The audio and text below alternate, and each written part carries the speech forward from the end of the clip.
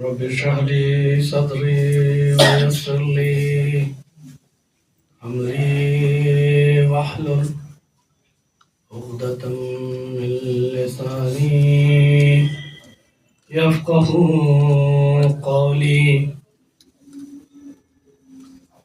لا حول ولا قوة إلا بالله العلي العظيم. أعوذ بالله من الشيطان الرجيم. بسم الله الرحمن الرحيم.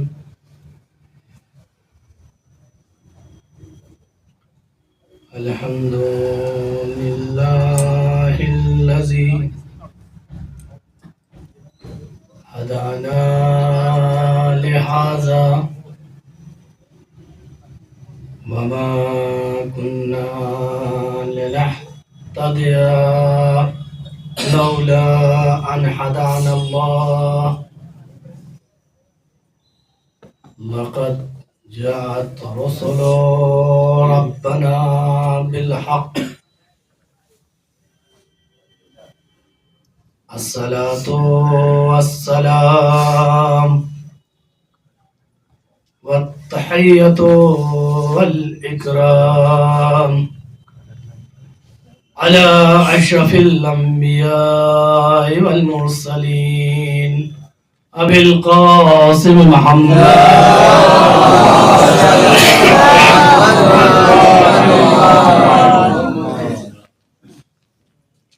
وعلى أهل بيت الطيبين الطاهرين المعصومين المظلومين.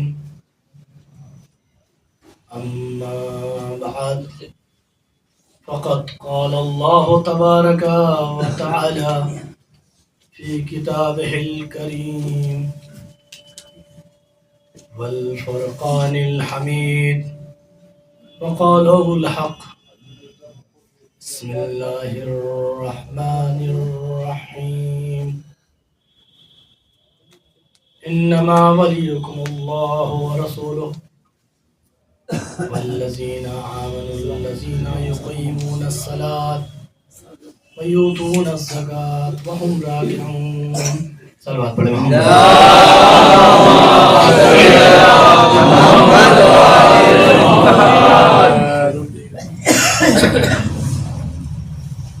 قبل اس کے کہ اس آیت کے ضمن میں کچھ معروضات آپ کے سامنے پیش کیے جائیں، آپ حضرات سے گزارش ہے کہ ایک مرتبہ حمد و 3 مرتبہ توحید کی تلاوت فرما کر مرحوم نفیس الحسن ابن واجد علی، مرحوم شان حیدر ابن نفیس الحسن، مرحوم مولانا حسن عباس ابن مہدی حسن، مرحومہ عفت الزہرا بنت حسن عباس، مرحومہ سیرت الزہرا بنت حسن عباس، مرحوم سلطان عباس ابن علی انزار، مرحوم جاوید عباس ابن حسن عباس کی روح کو بخش دے. بسم اللہ الرحمن الرحیم. الحمد للہ رب العالمین. الحمد للہ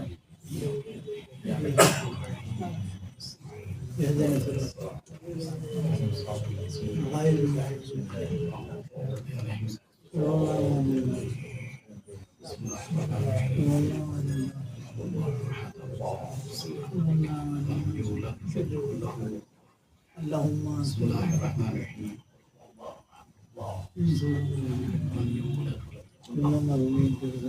بسم الله الرحمن الرحيم.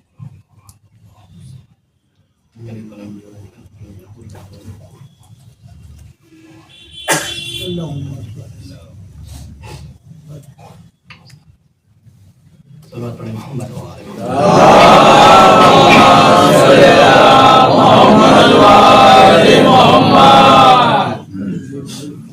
اجزاء محترم، بزرگان عزیز،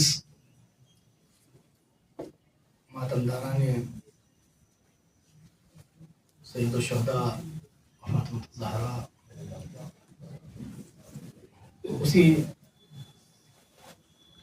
آئے کریمہ جس میں پروردگار نے صاف صاف مومنین کے لیے مشخص کر دیا ہے، معین کر دیا ہے کہ انما ولیکم اللہ، دیکھو تمہارا ولی تمہارا خدا ہے، رسولہ، اور اس کا رسول تمہارا ولی ہے، اور وہ صاحبان ایمان جو نمازوں کو قائم کرتے ہیں اور حالت رکوع میں زکوٰۃ دیتے ہیں، یہ تمہارے ولی ہیں۔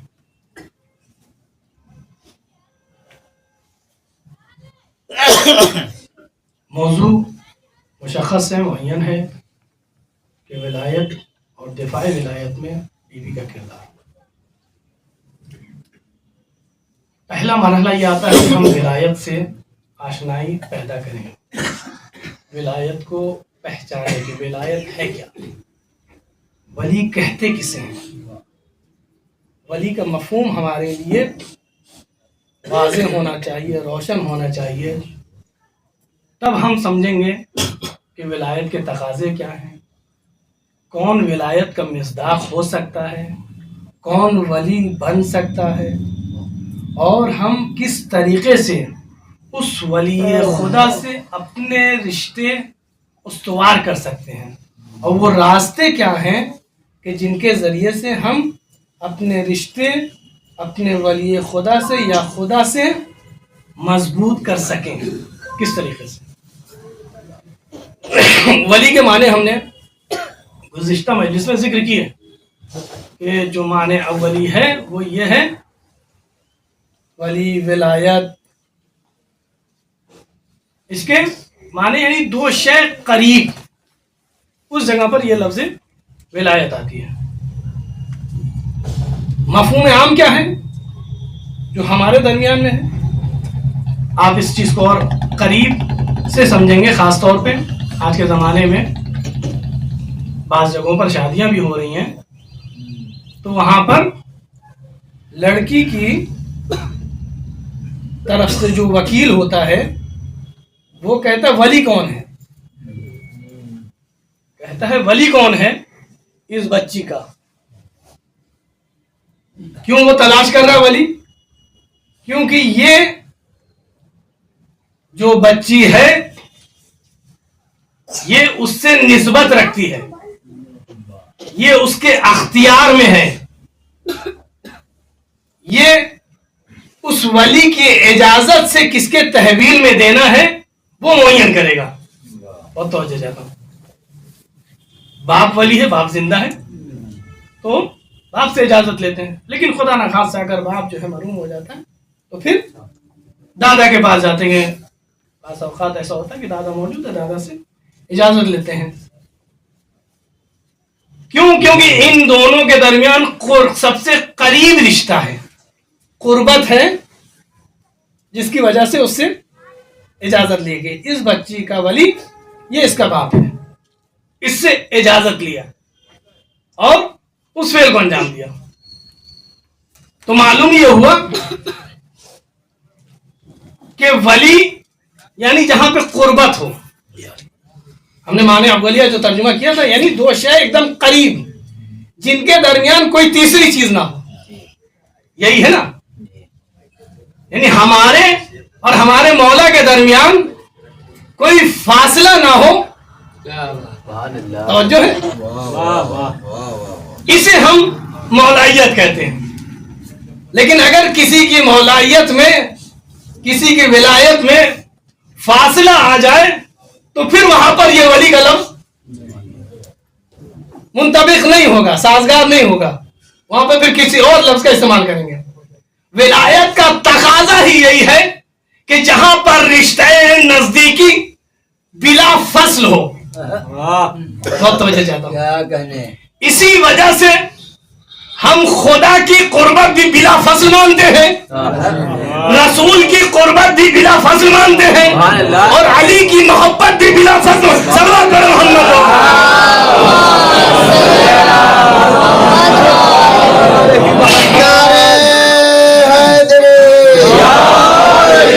نعرے سلوات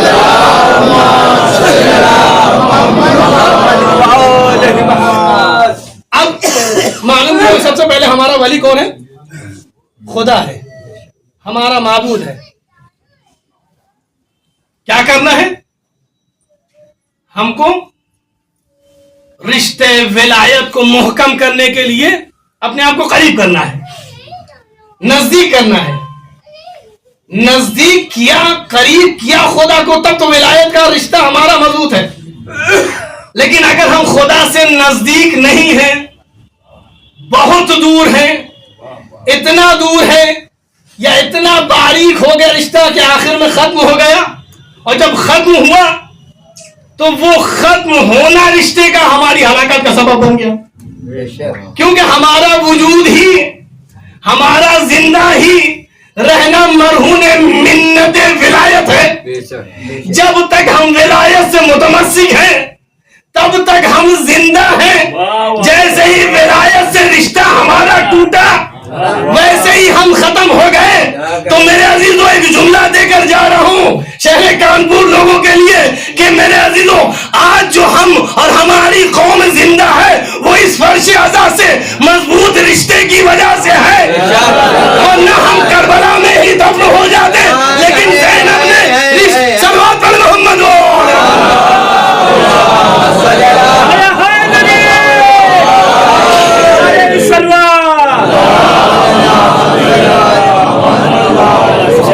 یہ رشتے ولایت ہے جو ہم اس فرش عزا پر ثبوت دیتے ہیں کہ مولا ہم آپ سے قریب ہیں، بی بی ہم آپ سے قریب ہیں. اور کبھی یہ گمان نہ کرنا، کبھی یہ سوچنا بھی نہ کہ ہم مجلس میں نہیں جائیں گے تو مجلس کا نقصان ہو جائے گا، مولانا کا نقصان ہو جائے گا، مجلس خراب ہو جائے گی. مجلس کسی کی ذاتی نہیں ہے، مجلس حسین ہے، مجلس زہرا ہے. جب مجلس حسین سمجھ کے آؤ گے تو تمہارا رشتہ ولایت سے قریب ہوگا. لیکن جب مجلس فلاں شخص کی سوچ کے آؤ گے، ایک صلوات پر محمد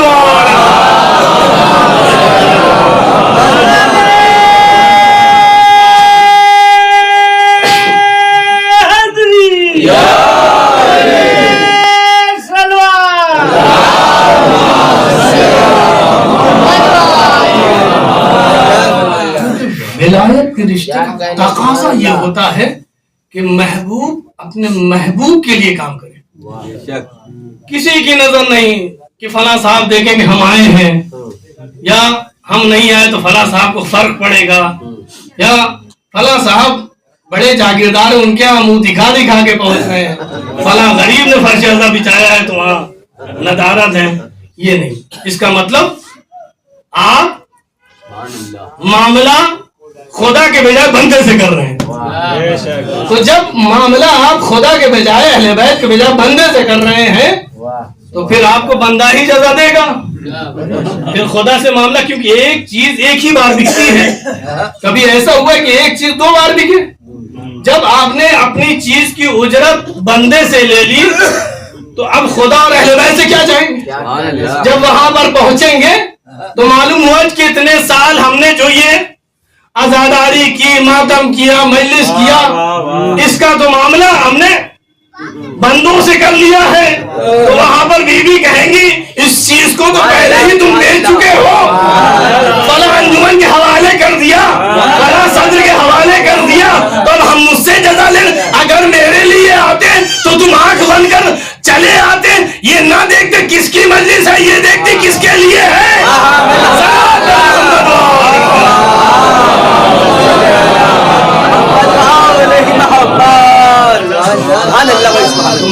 معلوم یہ ہے کہ ہم کو قربت اختیار کرنی ہے تو خالصتاً کرنی ہے. جہاں پر معاملہ خالص ہوتا ہے وہاں پر قربت ہوتی ہے. ہمارا ولی کون ہے؟ خدا ہے. ہم خدا سے قریب کیسے پہنچیں گے؟ فلاں صاحب کی چودھری صاحب کی سفارش سے پہنچیں گے؟ فلاں صاحب کہیں گے اس طریقے سے جاؤ؟ نہیں. اللہ نے راستے بتائے ہیں. اگر تمہیں ولایت کا رشتہ مضبوط کرنا ہے، ایک تو ہماری ذہن، ہمارا علم قاصر ہے کہ ہم خدا کو سمجھ سکیں. خدا کا جو تصور آتا ہے، اگر خدا کے بارے میں ہم نے سوچا اپنے حواس خمسہ کے ذریعے سے،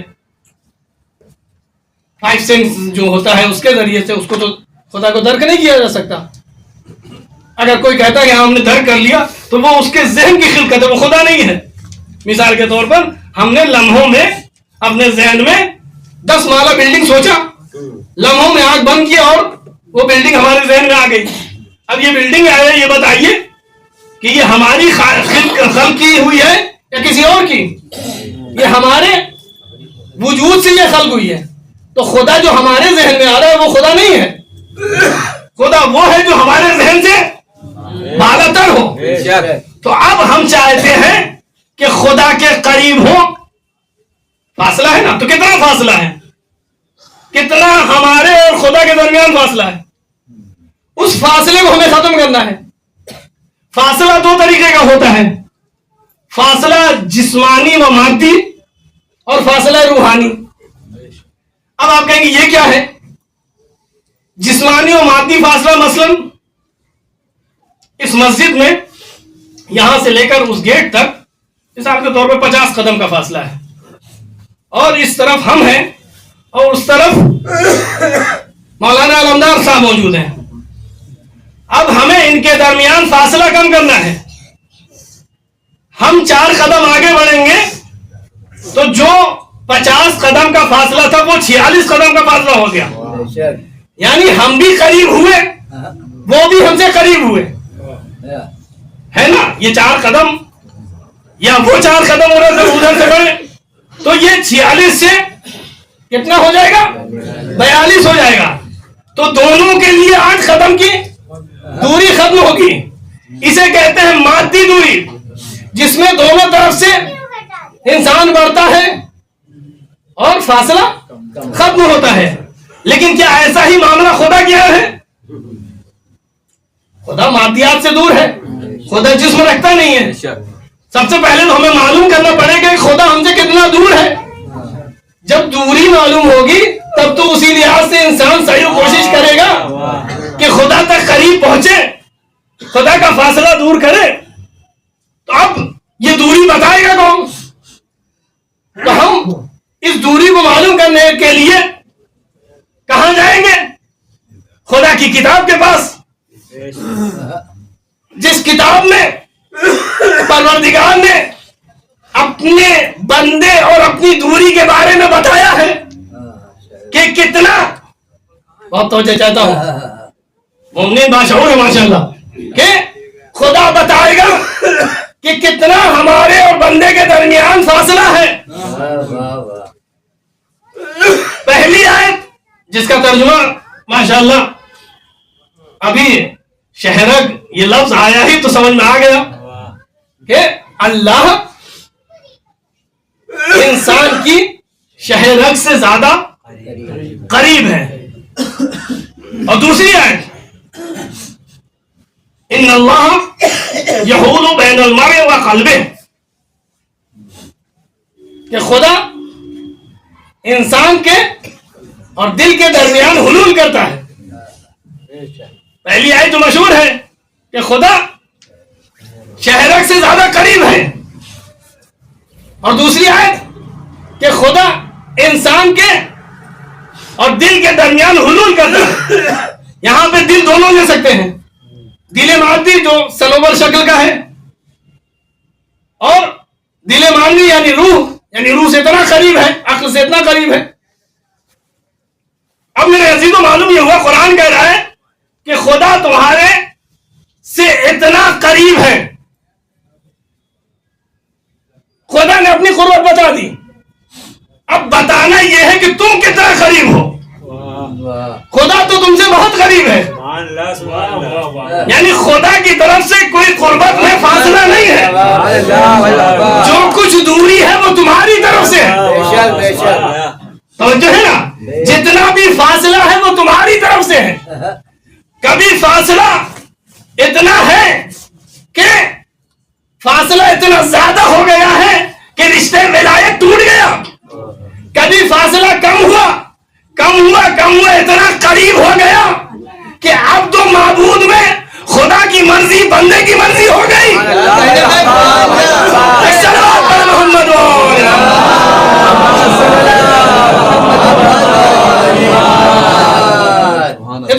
ہو گیا معاملہ، ہے نا؟ تو اب ہم کو خدا سے قریب ہونا ہے. کیسے قریب ہونا ہے؟ کہا اپنے عمل کو، اپنے کردار کو، اپنی نیت کو جتنا خالص کرو گے اتنا قریب ہوگے. اور جتنا ہمارا عمل ملاوٹی ہوگا، اس سے آسان لفظ تو نہیں کہتا، اتنا معاملہ خراب ہوگا. اور جتنا قریب ہوگا خدا سے بندہ اتنا رشتے ولایت مضبوط ہوگا.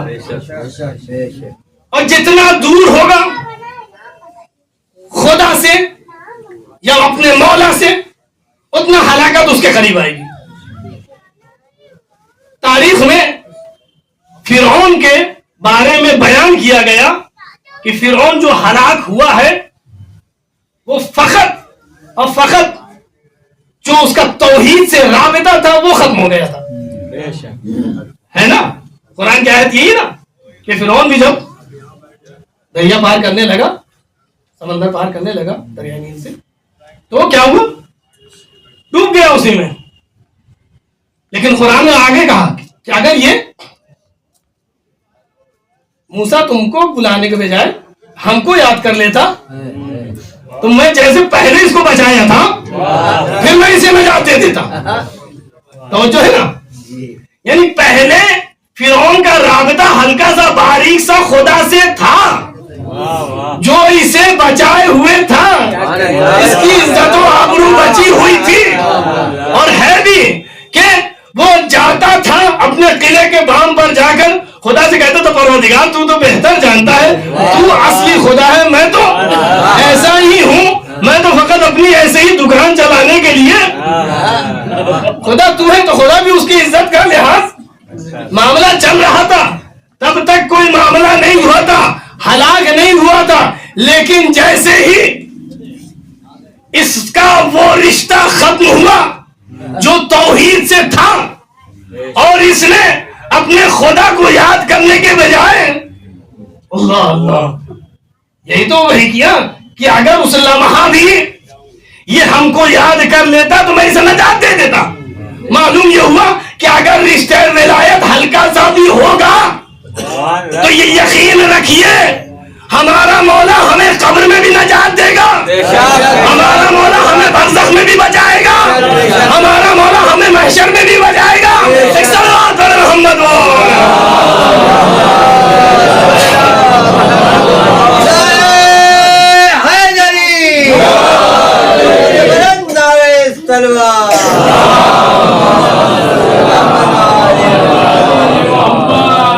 لیکن رشتہ ہمارا خالص ہونا چاہیے.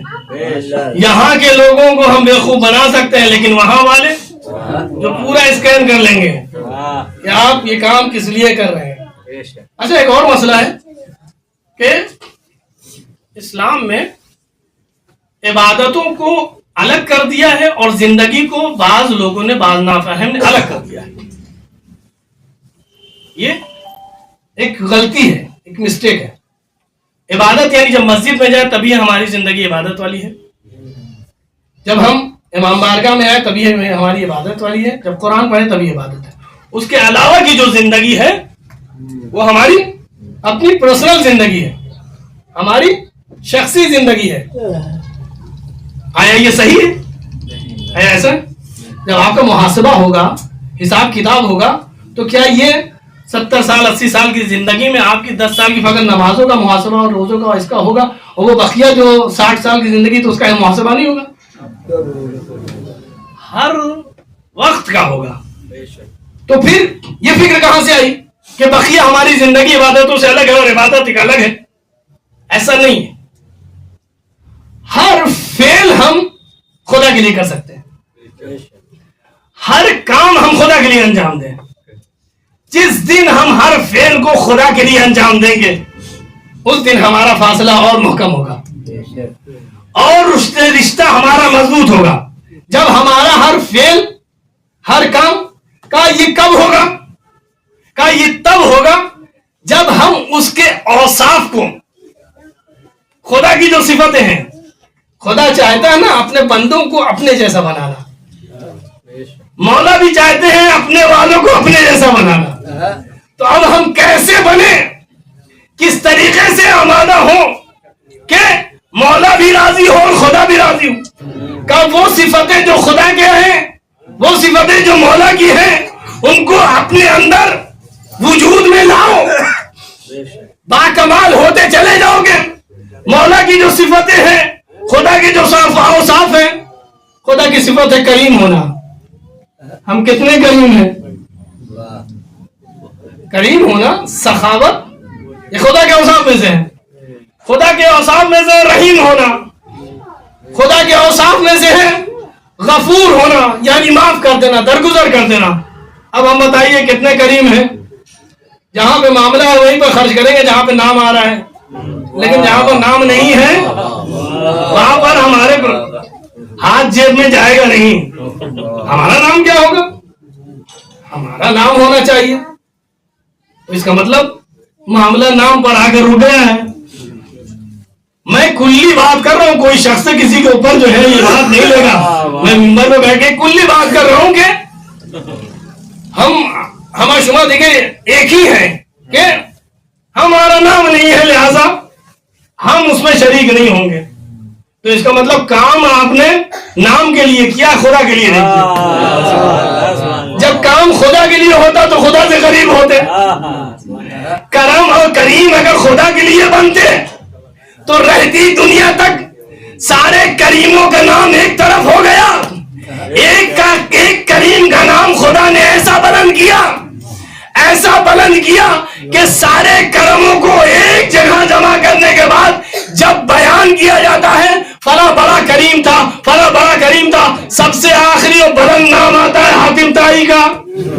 کہ اس کے اندر کیا تھا؟ کہ وہ 40 کوئی بھی آتا تھا، فرق نہیں ہے، کوئی بھی آتا تھا اس کو 40 دروازوں سے وہ عطا کر دیتا تھا. تو کہنے والے نے کہا یہ کمال نہیں ہے، کمال یہ ہے کہ ایک دروازے سے اتنا عطا کر دیا جائے کہ 40 دروازے پہ جانے کی ضرورت. صلوات پڑھ محمد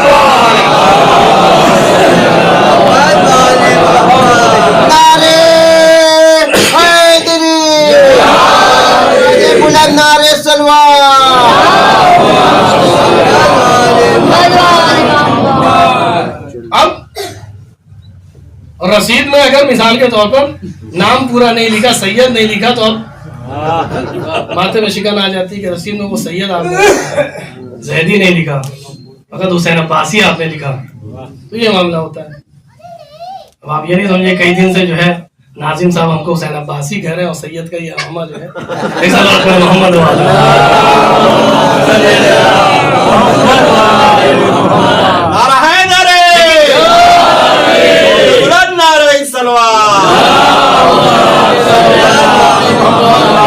خالصتاً جب کام ہوگا تو اس کے لیے فرق نہیں کرے گا کہ مجلس میں 2 فرد ہو یا 2 لاکھ ہو. اور توجہ چاہتا ہوں جب خدا اور اہل بیت کے لیے معاملہ ہوگا، جیسے پہلے دن پڑے گا ویسے ہی آخری دن میں پڑے گا. جب معاملہ خدا کے لیے ہوگا اسے کہتے خالصتاً. کرم کرے گا تو یہ نہیں دیکھے گا کہ اپنا ہے کہ غیر ہے کہ رشتہ دار ہے کہ عزیز ہے کہ اقربا ہے. آ گیا ہے تو اس نے عطا کر دیا. یہ نہیں دیکھا میرا رشتہ دار آیا ہے تو زیادہ بڑھا کے دے دیا، میرا عزیز آیا ہے تو ان کو زیادہ دے دیا، فلاں محلے کے آئے ہیں دور کے تھوڑا سا دے دیا. نہیں، جو آیا اس کو آنکھ بند کر کے برابر سے عطا کر دیا. اسے کہتے ہیں کرم.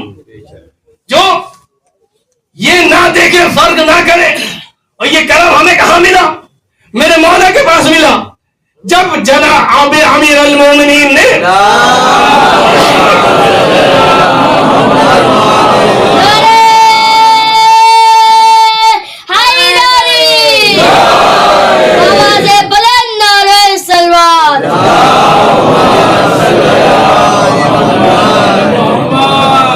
واقعات کافی زیادہ ہیں، لیکن میں خاص طور پہ اپنے عزیزوں اور سننے والوں سے گزارش کرتا ہوں کہ جو ہمارے معصومین کے حدیثیں ہیں، صحیفے ہیں، ان کو ایک مرتبہ زندگی میں ضرور کچھ نہیں تو کچھ تو مطالعہ کریں. نہج البلاغہ میں امیر کائنات نے مالک اشتر کو، اس میں سید رضی نے نامہ وہ نقل کیا ہے جو مالک اشتر کو لکھا تھا کہ مالک، جب مالک اشتر کو جناب مالک کو مصر کا گورنر بنا کر بھیج رہے تھے تو میرے مولا نے کہا تھا کہ مالک دیکھو تم وہاں پر جو حاکم بن کے جا رہے ہو وہاں پر تمہارا کام کرنے کا طریقہ اس طریقے سے ہونا چاہیے، دینے کا طریقہ اس طریقے سے ہونا چاہیے، معاملہ کرنے کا اس طریقے سے ہونا چاہیے. دیکھو وہاں پر دو طریقے کے افراد تم کو ملیں گے. واقعی حکومت کرنی ہے تو علی والی حکومت کرے، اگر حکومت حاکم بننا ہے تو علی والی حکومت کرے. وہ حکومت ختم ہو جاتی ہے جو ظلم کی بنا پر تیار ہوتی ہے. جہاں آپ پوری کائنات میں دیکھ لیں جس ملک میں بھی ظلم بڑھا ہے وہاں پر پھر وہ حکومت ختم ہو گئی ہے. کبھی یہ گمان نہ کرے کہ ہم ظلم کریں گے تو ہم ہمیشہ حاکم رہیں گے. جہاں ظلم ہوا وہاں پر فنا ہے. مولا نے کہا مالک تم جا رہے ہو وہاں پر دو طریقے کے افراد ہوں گے، ایک وہ جو تمہارے دین میں تمہارے بھائی ہوں گے اور ایک وہ جو تمہارے ہم مذہب نہیں ہوں گے، تمہارے مذہب کے ماننے والے نہیں ہوں گے، تمہارے دینی بھائی نہیں ہوں گے. لیکن مالک یہ علی کی تمہارے لیے نصیحت ہے کہ تمہارا جب معاملہ ہو تو دونوں سے ایک نظر میں ہونا چاہیے. اور تمہیں کہتا ہوں جیسے تم دینی بھائی کو عطا کرو ویسے ہی دوسرے کو بھی عطا کرو. جیسی سزا اسے دو ویسی ہی سزا اسے دو. جب اس طریقے سے حکومت کرو گے تو یہ حکومت دائمی ہوگی، یہ حکومت باقی رہنے والی ہے، یہ حکومت عالمی ہوگی. صلوات پر محمد.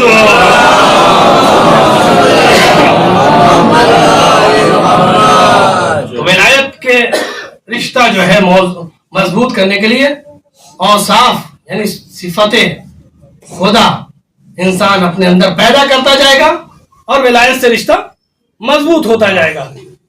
اور جب انسان ساری صفتیں خدا کی اپنے اندر وجود میں نہ لانے لگے گا اور اجاگر کرنے لگے گا، عمل کرنے لگے گا. غفور کی صفت ہے معاف کرنے کی. آیا ایک شخص کا اشتباہ ہو گئی، غلطی ہو گئی، مسٹیک ہو گئی، معاف کر دیجئے، اس نے معاف کر دیا. پھر غلطی ہوئی پھر معاف کر دیا. خدا کتنی مرتبہ معاف کرتا ہے؟ ہزاروں نہیں لاکھوں مرتبہ ہم نے معافی مانگی اور خدا نے معاف کر دیا. لیکن ہم چوتھی مرتبہ کے بعد پانچویں مرتبہ جو ہے ہم نے شاید گنتی میں اضافہ کر لیا کہ دوسری کے بعد تیسری مرتبہ تین مرتبہ معاف کر چکے پھر تم آگے ہو، پھر وہی غلطی کرتے ہو پھر آگے ہو. اللہ اکبر. تو اس کا مطلب اس کمال پر ہم نہیں پہنچے ہیں جہاں پر خدا چاہتا ہے اپنے بندے بنے.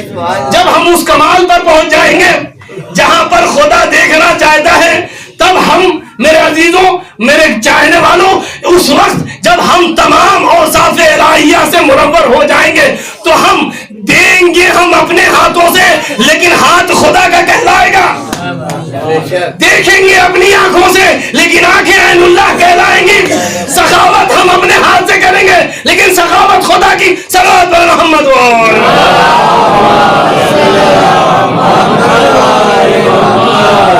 جب اوصاف اندر آئیں گے تو اطمینان بڑھے گا، معرفت بڑھے گی.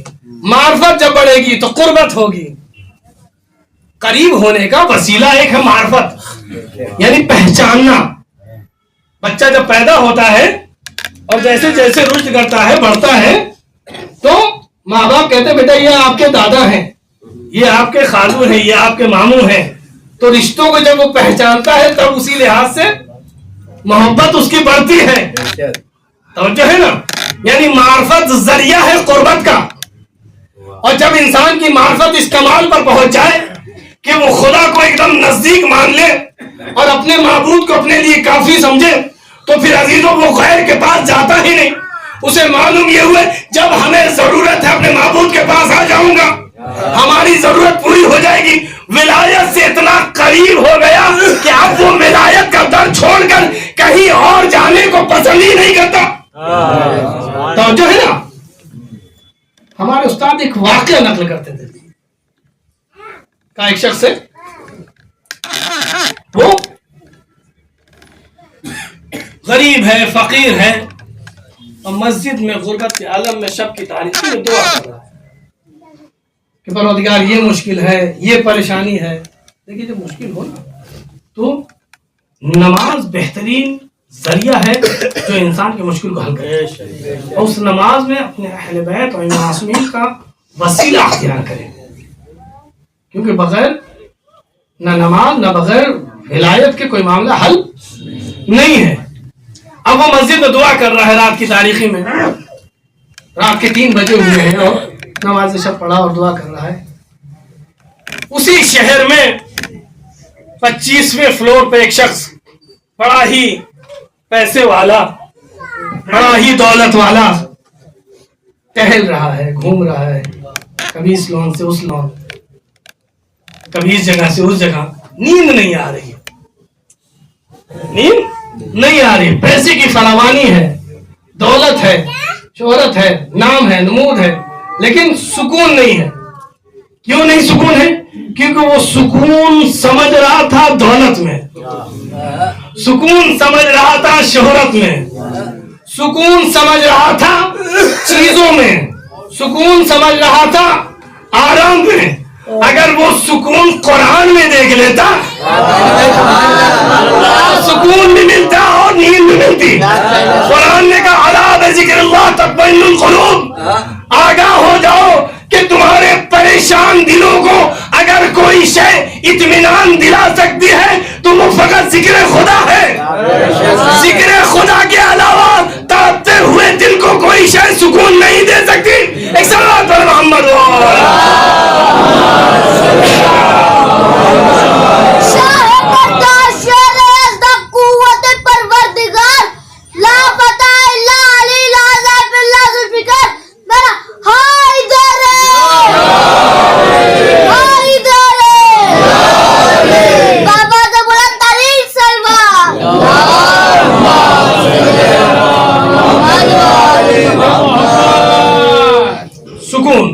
مل رہا ہے۔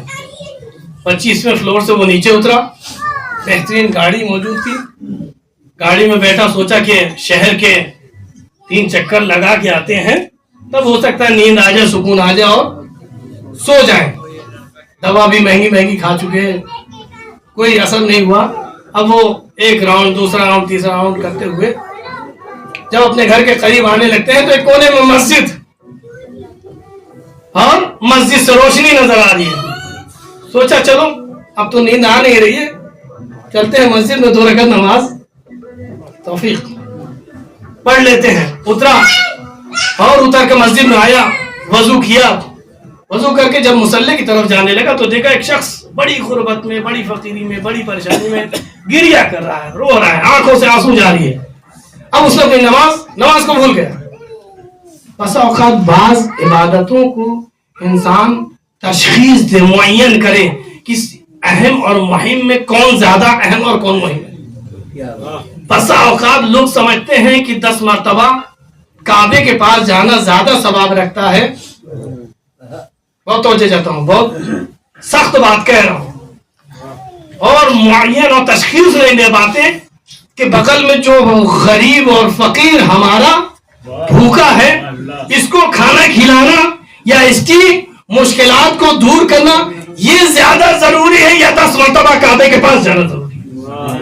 ہم نے 10 مرتبہ مولانا عمرہ کیا ہے، اور بغل میں ہمسایہ کی بچی ابھی تک اس کی شادی نہیں ہوئی ہے، اس کے یہاں غربت کے عالم ہے، تو معین کریں کہ کون زیادہ عبادت تمہارے گردن پر ہے۔ اب یہ اس عبادت کو بھول گیا اور اس شخص کے پاس آیا، کہا تم کیوں رو رہے ہو، تمہارے گریے کا کیا سبب ہے؟ اس نے کہا نہیں کچھ نہیں، اپنے معبود سے نہیں بتاؤ۔ بہرحال ایک مومن دوسرے مومن کے لیے پریشان ہوتا ہے۔ اس نے کہا یہ پریشانی ہے، میرا بیٹا مریض ہے، اور یہ غربت ہے، یہ فقیری ہے، اور بڑی پریشانی کے عالم میں یہ زندگی ہم گزار رہے ہیں، یہ بسر کر رہے ہیں۔ اس کے پاس جو کچھ پیسہ تھا سب نکال کر دے دیا، عطا کر دیا۔ جیسے ہی دیتا ہے ویسے ہی دل کو بڑا سکون ملتا ہے۔ جب انسان خالصتاً کام کرتا ہے نا تو فوراً ہی اللہ اس کے دل میں رمق حیات پیدا کر دیتا ہے۔ جب یہ احساس پیدا ہو جائے نا، سمجھ لینا تم نے یہ کام خدا کے لیے کیا ہے۔ تو چاہتا ہوں اب جب یہ خوشی اس کو ملی، اب اس کا دل چاہا کہ اور نیکی کرے۔ جب انسان خالصتاً کرتا ہے تو اس میں اور احتیاط ہوتی کہ اور کرے۔ اس نے کہا ہے برادر، میں چاہتا ہوں کہ یہ میری کمپنی ہے، یہ کارڈ ہے, ایک کام کرنا کہ کل ہمارے آفس میں آ جانا اور تمہاری جو بھی ضرورت ہوگی, جب بھی ضرورت ہوگی, تم کو ہم عطا کریں گے. اس نے کہا نہیں, ہمارے لیے یہی کافی ہے, تمہارے کارڈ کی ضرورت ہم کو نہیں ہے, تمہارے اس کارڈ کی ضرورت نہیں ہے. کہا نہیں, میں خالصتاً یہ چیز کہہ رہا ہوں, تم لو, اور جب بھی تم کو ضرورت ہو میں خوش ہوں گا کہ تم میرے پاس آنا. اس نے کہا کہ جب بھی مجھے اب ضرورت ہوگی تو میں تمہارے پاس کیوں آؤں گا, پھر جب ضرورت آئے گی پھر اسی مولا کے پاس, اسی معبود کے پاس آؤں گا, اس سے دست دعا بلند کروں گا. وہ اللہ تمہیں 25ویں مالے سے اتار کر شہر کے 3 چکر لگا کر اس مسجد میں وضو کرا کر میرے قدموں میں صلوات پر محمد اور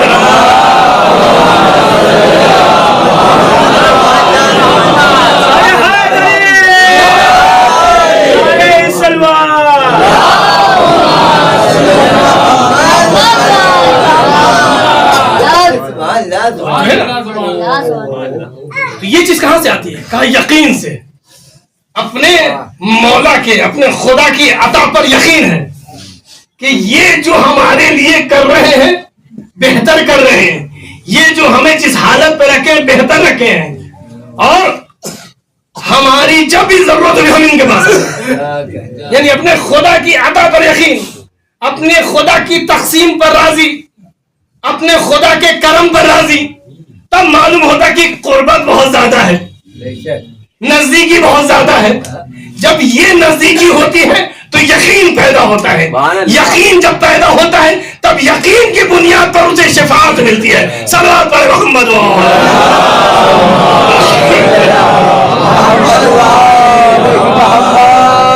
یعنی اپنے مولا کی عطا پر یقین کہ جس خدا نے آج دیا ہے, جس مولا نے آج ہمیں عطا کیا وہ کل بھی ہمارے پاس.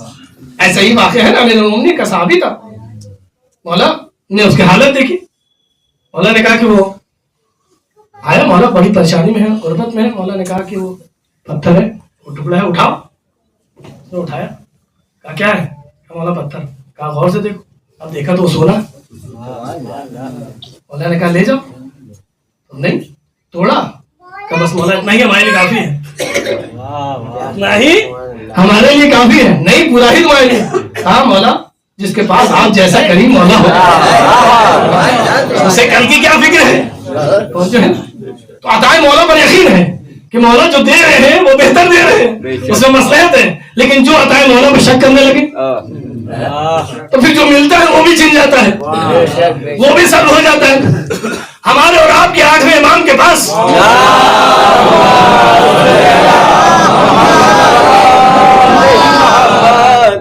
ایک گروہ آتا ہے چاہنے والوں کا کہ مولا ہم آپ کے شیعہ ہیں, آپ کے چاہنے والے ہیں. یہ تو ہمارا دعویٰ ہے نا کہ ہم مولا کے چاہنے والے ہیں. کمال تو یہ ہے کہ مولا کہے کہ تم ہمارے چاہنے والے ہے نا. معصومین کہے کہ یہ ہمارا چاہنے والا ہے.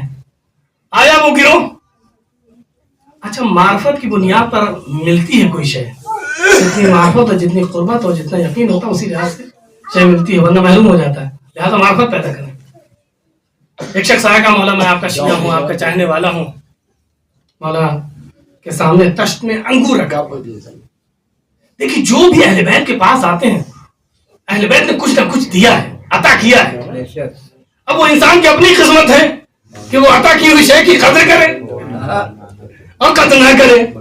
قدر کرتا ہے تو اس شے میں اور اضافہ ہوتا ہے, لیکن اگر نہ قدری کرتا ہے تو جو ملتی ہے وہ بھی چھن جاتی ہے. وہ ہے نا ایسا. بہت توجہ چاہتا ہوں. آیا, سلام کیا, مولا آپ کا میں فلاں قبیلے سے آپ کا چاہنے والا ہوں, آپ کا شیعہ ہوں. مولا نے کہا یہ انگور کا خوشہ ہے, یہ اٹھاؤ اور لے جاؤ. انگور کا یہ خوشہ ہے اور لے جاؤ. اس نے کہا مولا میں فلاں قبیلے سے آیا ہوں, فلاں جگہ میرا گھر ہے, میرے اتنے بچے ہیں, اتنا بڑا پریوار ہے, یہ خوشہ انگور سے کیا ہوگا. بہت توجہ چاہتا, معرفت نہیں ہے. امام کے فعل, امام کے قول, امام کے ارشادات, امام کے کام میں اور امام کی مصلحتوں کو جو نہ سمجھے وہ بھی معرفت ہے. مولا نے کہا ٹھیک ہے, اس خوشے کو رکھو اور کنارے بیٹھ جاؤ, کنارے بیٹھ جاؤ. اس نے وہ خوشے, کیوں اس کے لیے اتنے وہ چاہ رہا تھا کہ پورا تشتی اس کو عطا کر دیا جائے. مولا نے کہا کنارے ہو جاؤ. دوسرا آیا کہ مولا آپ پر میرا سلام ہو, آپ کے بزرگوں پر میرا سلام ہو, آپ کے اجداد پر میرا سلام ہو. مولا نے کہا اس میں سے ایک انگور توڑو اور جاؤ. اس نے ایک انگور توڑا, چوما, آنکھوں سے لگایا. مولا خدا رحمت کرے آپ کے اجداد پر, خدا رحمت نازل کرے آپ کے بزرگوں پر. اس طریقے سے تعریف کیا اور وہ ایک انگور لے کے چلنے لگا. کہا کہاں جا رہے ہو؟ کہا آپ نے یہ عطا کیا, اس کو لے کے جا رہا ہوں اپنے گھر میں جو بچے ہیں ان کے لیے ایک پانی کے کاسے میں اس انگور کو رکھوں گا اور سب کو تبرکن پلاؤں گا کہ میرے کریم مولا نے یہ مجھے دیا ہے. مولا نے کہا یہ تشت لے کے جاؤ. مولا نے کہا یہ تشت لے کے جاؤ. مولا اس کا شکریہ ادا کر, مولا آپ کا بہت شکر گزار ہے, میں اسے لے کے جاؤں گا اپنے قبیلے میں, ہر گھر میں یہ پہنچاؤں گا کہ میرے آٹھویں امام میرے مولا رضا نے یہ ہمیں عطا کیا. مولا نے کہا کہ فلاں باغ ہے جو انگور کا وہ تمہارے حوالے. مولا میں اس باغ کا کیا کروں گا؟ مولا اس باغ کو میں یہ کروں گا کہ جو سائر وہاں سے جو راہگیر افراد گزریں گے وہاں پر بتاؤں گا یہ ہمارے مولا نے مجھے عطا کیا ہے, وہاں پر آپ کے لیے مجلس رکھوں گا. مولا نے کہا اس کے بغل میں 7 باغ اور ہیں, اس کو بھی تمہارے حوالے.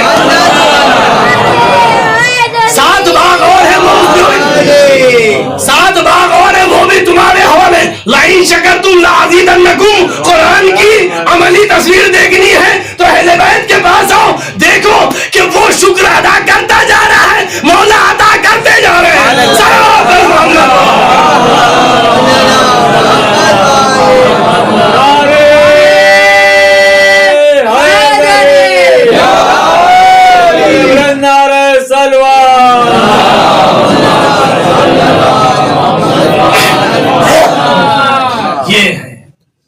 یہ ہے جب عطا پر یقین ہوگا اور معاملہ قربت کا ہوگا تو پھر امام کے کام میں کوئی انگلی نہیں اٹھائے گا.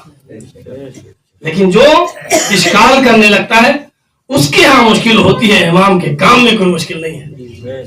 لوگ تھے نا امام حسین علیہ السلام کربلا کی طرف روانہ ہو رہے تھے اور لوگ مشورہ دے رہے تھے کہ مولا کہاں جا رہے ہیں, آپ جا رہے ہیں تو بچوں کو کیوں لے کے جا رہے ہیں؟ معصوم کے فعل میں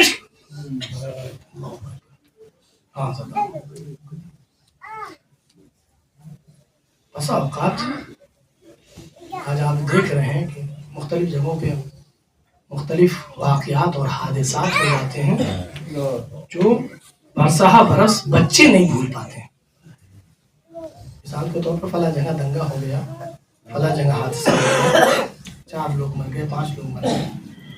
اگر کسی بچے کے سامنے اس کے باپ کا قتل کر دیا جاتا ہے تو بچہ نہ وہ تاریخ بولتا ہے, نہ وہ جگہ بولتا ہے, نہ اس قاتل کو بھولتا ہے,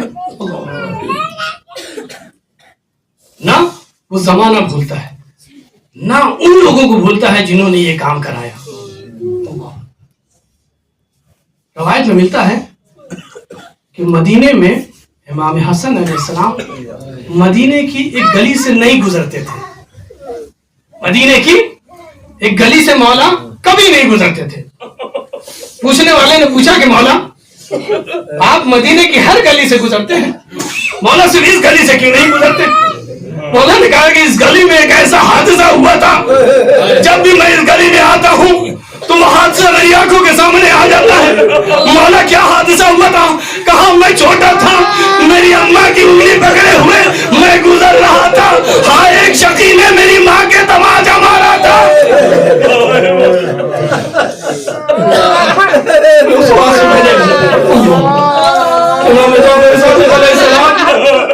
رو رہے تھے, گریا کر رہے تھے.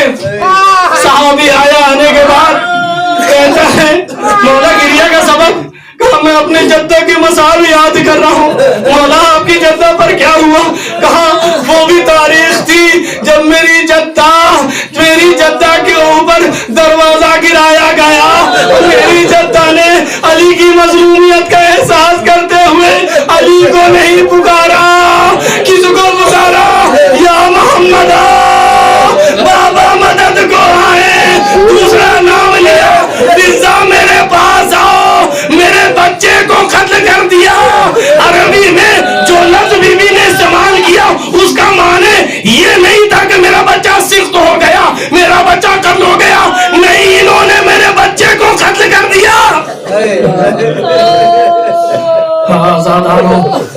کوئی کسی کو نہ رلائے سوائے غمیں امام معصومین علیہ السلام سے تاریخ نے لکھا ہے کہ جناب فاطمہ الزہرا علی مرتضیٰ کو لے کر آ گئیں، لیکن تاریخ کہتی ہے ایک روز علی مرتضیٰ نے کہا میں ابو طالب کا بیٹا مر کیوں نہ گیا، ہاں فاطمہ کے یہ نیلے نشان، اللہ اللہ، یہ نیلے نشان وہی نشان تھے جو دشمنوں نے بی بی زینب پر ظلم کیا تھا۔